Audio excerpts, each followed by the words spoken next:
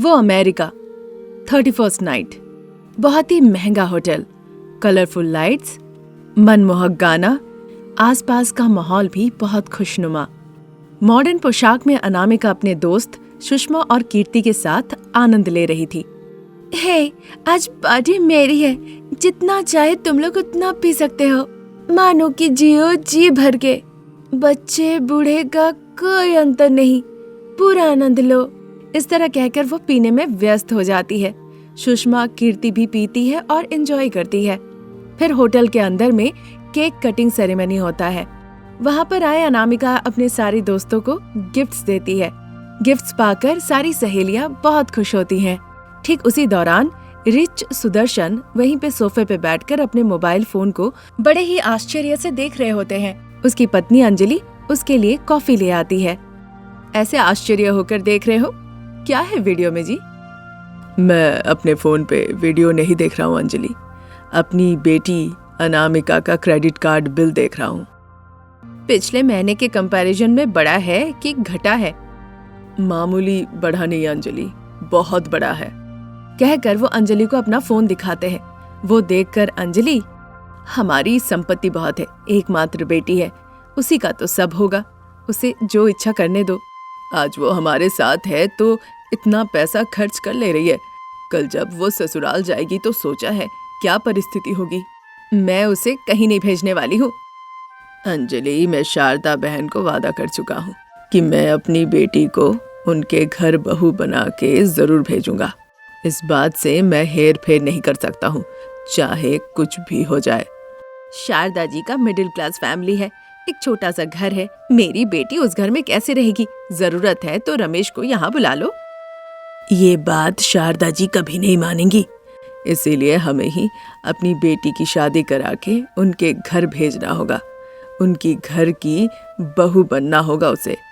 आज तक क्या आपने मेरी कोई भी बात सुनी है? हाँ, अगर तुम समझदारी से बात करोगी तो ठीक है, तो मैं तुमसे कुछ बात कर सकता हूँ, लेकिन अगर तुम हर बात पे ऐसी बहस करोगी तो कैसे चलेगा? जब दोनों के बीच इस तरह की बातचीत चली रही थी, तभी अनामिका नींद से उठ के सीधा आके अपने पिताजी सुदर्शन के पास बैठती है। Good morning daddy. Good morning baby. Hi mom. Hi Anu. Mom, coffee. अभी ले आती हूँ बेटा। देख लीजिए, अभी तक इस तरह सोएगी तो शारदा दीदी मान लेगी? बताइए, सुबह सुबह चिल्लाएगी तो उठना पड़ेगा। मेरे दीदी के यहाँ भी अलार्म की घंटी बजती है अंजलि, तुम इसलिए चिंता मत करो। यहाँ हमारे पास ये महंगी महंगी कॉफी पीती है, वहाँ पे इसे ये महंगी कॉफी मिलेगी क्या? वहाँ के हिसाब से वो भी महंगी ही कॉफी पीते हैं अंजलि। आपसे कुछ कहना, कुछ बताना, लड़ना सब बेकार है। इतना कहकर अंजलि वहाँ से चली जाती है। डैड, आप लोगों की आर्ग्यूमेंट सुन के मुझे लग रहा है कि आप लोग इंडिया भेज देंगे मुझे। यस बेबी, तुम्हारी सासू माँ शारदा के यहाँ। सिर्फ सासू माँ शारदा क्यों? मेरे पति रमेश भी तो होंगे वहाँ। तो तुम राम से शादी करने को तैयार हो ना? यस डैड, मुझे राम बहुत पसंद है।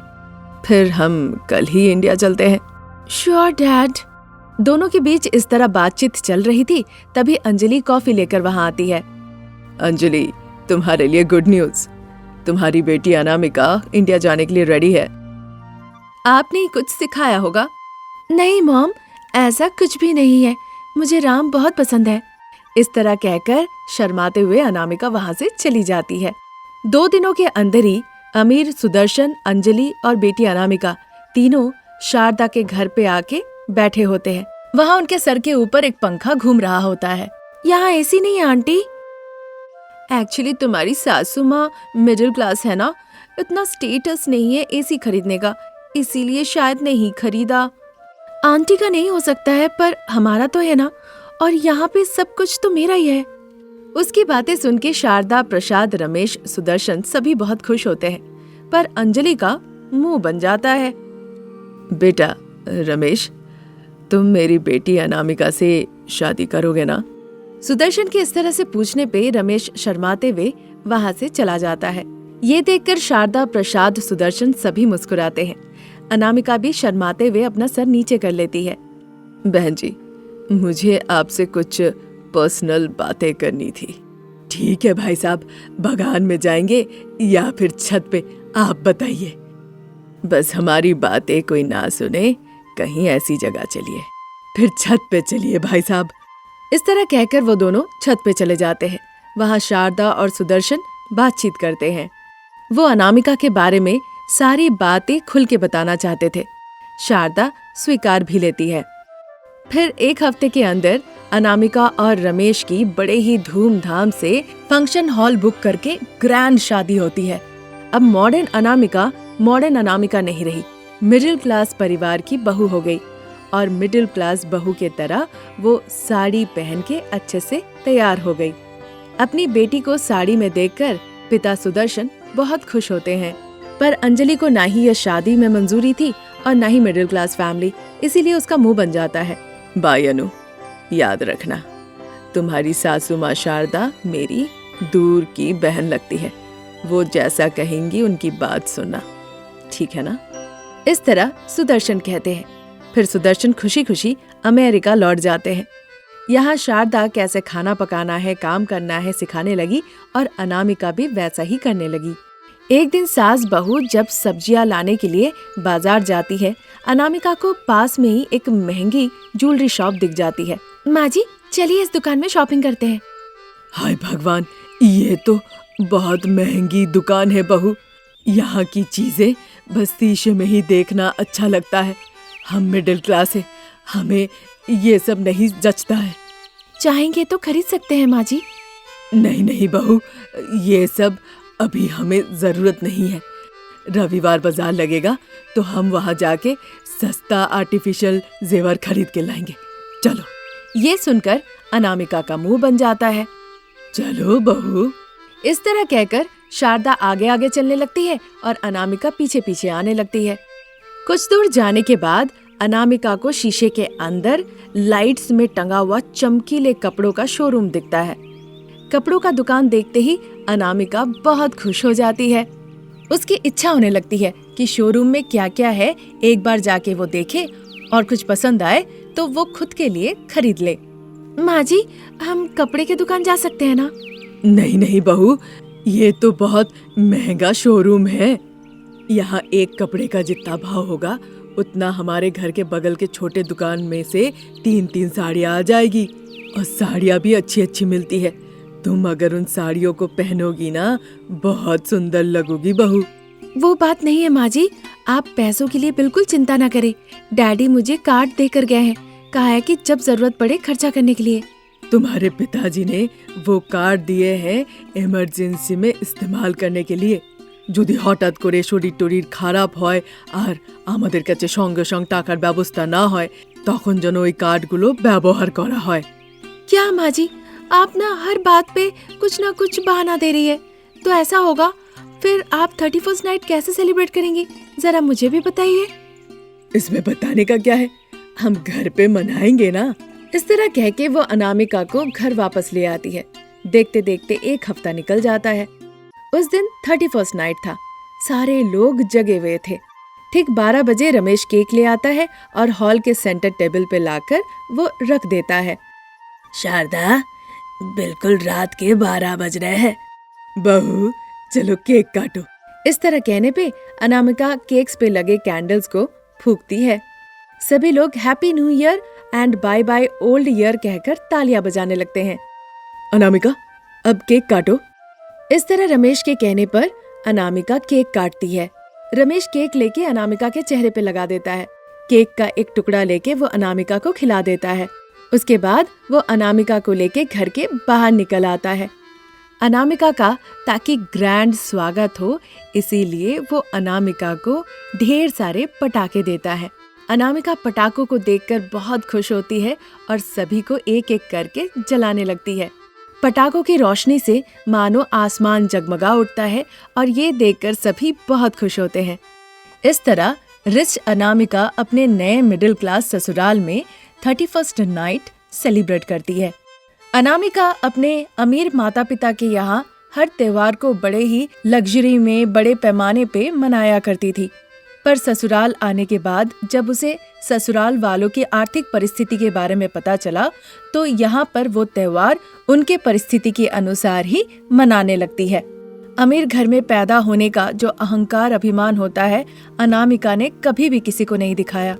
जैसे उसके पिताजी ने उसे समझाया था, अनामिका भी बिल्कुल उसी तरह अपने ससुराल में कभी किसी समस्या को उत्पन्न होने नहीं दिया और सभी के साथ मिलजुल के खुशी खुशी जीवन बिताने लगी। आज की कहानी अमीर बहुरानी की 31st सेलिब्रेशन। नई कहानी के साथ जल्द हाजिर होंगे। नमस्कार। कंजूस सास बहू शारदा अनामिका दोनों हाथ में बैग और कुछ चिल्लर पैसे लेकर हरीश और भव्या जिस स्कूल में पढ़ते थे उस स्कूल में जाती है और प्रिंसिपल रूम के बाहर खड़ी हो जाती है। अरे बहू अनामिका, जब मैं प्रिंसिपल मैडम से बात करूंगी तुम बस ये 3 शब्द कहना।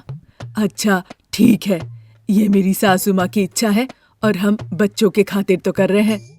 आप जो कुछ भी कहेंगी ठीक है, ये सब मेरी सासू माँ की इच्छा है और बच्चों के लिए तो हो रहा है। ये 3 ही शब्द मुझे कहना है ना? हाँ, मैं कह दूंगी। गुड, बस ये 3 शब्द ही बोलना और इसके अलावा एक भी एक्स्ट्रा शब्द नहीं बोलना, नहीं तो घर लौटने के बाद खैर नहीं। कहने पे अनामिका अपने मुंह पे उंगली डाल लेती है। प्रिंसिपल मैडम अंदर से बेल बजाती है। उस आवाज को सुनकर शारदा अनामिका दोनों प्रिंसिपल मैम के कमरे में जाती है। शारदा प्रिंसिपल मैम को देखकर विश करती है, पर अनामिका अपने मुंह पर उंगली डाली रहती है। क्या बात है शारदा मैडम, आपकी बहू मुंह पे उंगली क्यों डाली हुई है? वो थोड़ी पागल है, आप उसकी बात छोड़िए मैडम। वैसे बच्चों ने बताया कि स्कूल में क्रिसमस की सेलिब्रेशन हो रही है, उसके लिए पैसे देने हैं। क्या हमने सही सुना है? हाँ, आपने बिल्कुल सही सुना है। बिना छोटे बड़े का फर्क किए हुए हम सबसे 100 रुपए ले रहे हैं और आपके 2 बच्चे हैं। तो फिर स्पेशल डिस्काउंट मिलना चाहिए ना मैडम? अरे, इस तरह का कोई डिस्काउंट नहीं है। आपके दोनों बच्चों के लिए आपको 200 रुपए देने पड़ेंगे। अच्छा ठीक है मैडम। ये बात सुनकर शारदा आश्चर्य होकर अनामिका को देखने लगती है। वाह, आपकी बहू 200 रुपए देने के लिए तैयार हो गई। गुड। प्रिंसिपल मैडम के कहने पर शारदा थोड़ा आश्चर्य होकर कहती है, वो बात नहीं है मैडम, मेरी बहू ना। अब आपको तो मानना ही पड़ेगा। वैसा ही कीजिए जैसा कहा था। क्या सही कहा ना? हाँ अनामिका? सब मेरी सासू माँ की इच्छा है। इस तरह से कहने पर प्रिंसिपल और शारदा दोनों ही आश्चर्य होकर अनामिका को देखने लगती हैं। बच्चों के खातिर ही तो हम कर रहे हैं ना। अनामिका के इस तरह से कहने पे शारदा को बड़ा गुस्सा आने लगता है और वो दांत कटकटाने लगती है। ये सब काम आप बाहर जाके भी कर सकती है। अभी बच्चों के नाम पे आप 200 रुपए दे दीजिए। बहू तैयार हुई है ना तो वही देगी। मैं कैसे दे सकती हूँ? मेरे पास तो पैसे ही नहीं है। फिर देने के लिए तुम तैयार क्यों हो गई? फिर सास बहू की वहीं पे बहस शुरू हो जाती है। उनकी इस तरह की बहस प्रिंसिपल मैडम देख सुन नहीं पाती है और वो अपनी आंखें बंद कर लेती है। आखिरकार उनके पेशेंस खत्म हो जाने पर वो गुस्से से कहने लगती है, आप मेरे स्कूल में हैं, कोई जंगल में नहीं। पैसे देकर जा सकती हैं। तब शारदा जितने छुट्टे थे वो सब बाहर निकाल के प्रिंसिपल के टेबल पे रख देती है। ये देखकर प्रिंसिपल मैडम आश्चर्य हो जाती है। फिर बिना परवाह किए शारदा 20 रुपए कम होंगे मैडम, एडजस्ट कर लीजिएगा। पैसे देकर फिर वहाँ से वो चली जाती है। सारा रास्ता शारदा बस अनामिका पर गुस्सा करती है और अनामिका चुपचाप सर झुका के चलती रहती है। फिर वो दोनों घर पहुँच जाती है। जाओ जाके लकड़ी का चेयर ले आओ और उसे दीवार पे सटा के लगाओ। ठीक है माँ जी, कहकर अनामिका अंदर चली जाती है और फिर लकड़ी का चेयर लाके उसके दीवार और पड़ोसी के दीवार के बीचों बीच उसे लगा देती है। शारदा जाके बैठ जाती है। अनामिका खड़ी रहती है। उनके दोनों तरफ से पड़ोसियों के घर से टीवी सीरियल के डायलॉग्स की आवाज अच्छे से सुनाई दे रही थी और सास बहू उसी को सुनकर एंजॉय कर रही थी। देखते देखते शाम के 4 बज गए। फिर हरीश और भव्या स्कूल से घर लौट आए। कंजूस सास बहू को देखकर, इनके बस कंजूस सोच दादी। इस तरह कहने पे शारदा अनामिका दोनों ही बच्चों की तरफ आती हैं। अरे पोते साहब, तुम्हारी प्रिंसिपल मैडम ने कहा हम स्कूल आकर पैसे देकर गए हैं। आपने चुपके से पैसे निकाल के उन्हें दिए थे ना। उन्होंने सारे स्कूल के सामने हमें बैठाकर उन पैसों को गिनवाया है। तो फिर क्या हो गया? तुम लोग खुश तो हो ना? अब मैं और बहन घर पे आके थोड़ा खुश होना चाहते हैं। वो कैसे? हम अब घर पे ही क्रिसमस सेलिब्रेशन करना चाहते हैं। मेरे हाथ में तो कुछ भी नहीं है बेटा, सब कुछ बस तुम्हारी दादी के हाथ में ही है, कहकर अनामिका वहां से चली जाती है।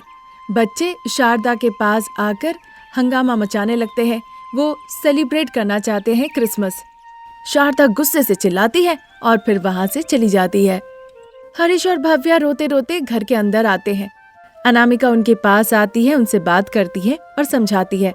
उस रात बच्चे जिद करने लगे, खाना नहीं खाए और परेशान करने लगे। क्योंकि सास बहू नहीं चाहती थी कि बच्चे भूखे पेट सोए, इसीलिए वो क्रिसमस सेलिब्रेट करने के लिए तैयार हो गए। उस दिन क्रिसमस का त्योहार था। बच्चे घर पे हुड़दंग मचा रहे थे। रमेश और प्रसाद भी बहुत खुश थे। शारदा और अनामिका दोनों बाजार जाती है केक, स्टार, क्रिसमस ट्री खरीद के लिए आने, ताकि वो क्रिसमस सेलिब्रेट कर सके। बहू, जरा बताना तो ये सारा सामान कम भाव में किस दुकान से मिल जाएगा? आपने अच्छी बात कही है माँ जी। मुझे आपसे ज्यादा इस जगह के बारे में कुछ भी नहीं पता। अगर आपको ऐसी जगह पता है ना, तो आप ही मुझे वहाँ पर ले चलिए। ठीक है, फिर दोनों चलो। इस तरह बात करते हुए दोनों जाती है। तभी बेस्ट ऑफर वाला उन्हें एक बेकरी दिखता है। ये देखकर शारदा अनामिका बहुत खुश हो जाती है और उस बेकरी में जाती है। बेकरी वाले से बात करती है और थोड़ा पैसे कम करने के लिए कहती है। तभी बेकरी वाला गुस्से से कहने लगता है, देखिए, आधा घंटे से ऊपर हो गया आप लोग यहाँ पर आए हैं। तब से कह रहे हैं कि ऑफर बढ़ाने के लिए और भाव को घटाने के लिए। आप लोग मेरी बात समझ क्यों नहीं रहे हैं? लगता है आप लोग नहीं खरीदेंगे। चलिए यहाँ से बाहर निकलिए।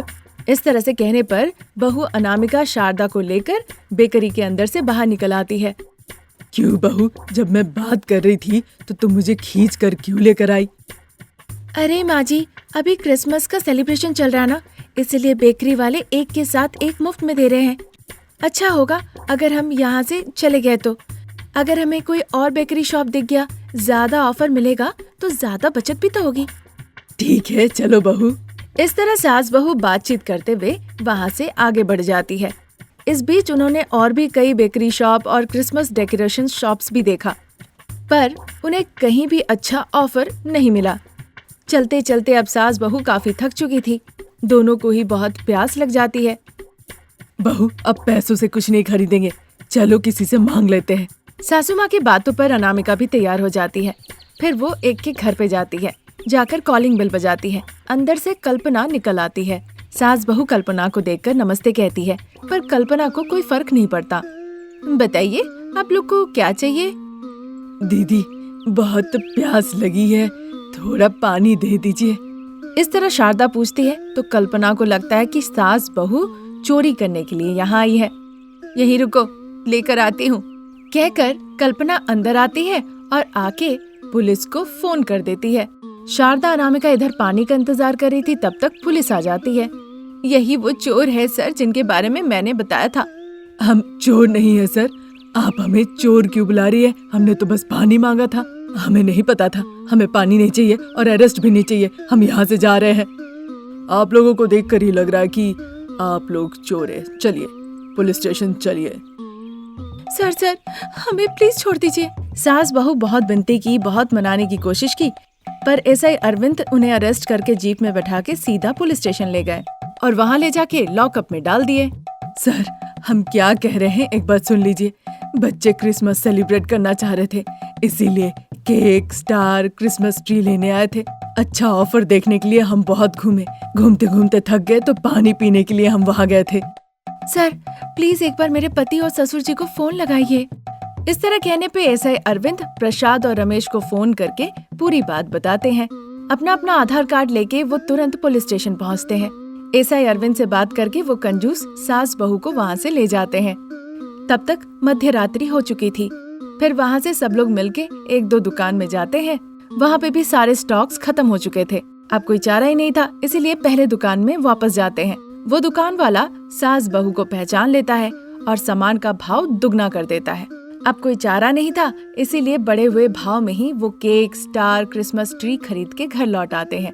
बच्चे हरीश और भव्या दुखी होकर छत पे खड़े थे। तभी वो शारदा, अनामिका, प्रसाद और रमेश को आते हुए देखते हैं। वो खुशी खुशी भागते हुए उनके पास आते हैं। सामान देखकर बहुत खुश हो जाते हैं। सास, बहू, बाप, बेटा सभी मिलके बहुत अच्छे से डेकोरेट करते हैं। लाइट्स लगाते हैं, स्टार लगाते हैं, क्रिसमस ट्री को लाइट से सजाते हैं। बाहर वो टेबल लगाकर केक रखते हैं और सारे पड़ोसी वहाँ आते हैं। सभी को क्रिसमस की शुभकामनाएं। अभी हमारे बच्चे केक काटेंगे। उपहार स्वरूप तुम सभी लोग पैसे देना, उपहार नहीं चाहिए। शारदा कहती है। शारदा और अनामिका कितनी कंजूस है ये सोचकर सभी लोग हंसने लगते हैं। फिर बच्चे केक काटते हैं। वहाँ पे जो लोग आए थे सभी को केक देते हैं, पर कोई पैसे नहीं देता। सभी लोग कुछ ना कुछ गिफ्ट देते हैं और केक लेकर चले जाते हैं। ये देखकर सास बहू को बड़ा दुख होता है, पर चाहे कुछ भी हो, बच्चे सभी के साथ क्रिसमस सेलिब्रेट करके बहुत खुश होते हैं। ये थी आज की कहानी, कंजूस सास बहू की क्रिसमस। आपको हमारी कहानियाँ कैसी लग रही है हमें कमेंट करके जरूर बताएं और भी कहानियों के लिए चैनल को सब्सक्राइब करें। Thank you for watching.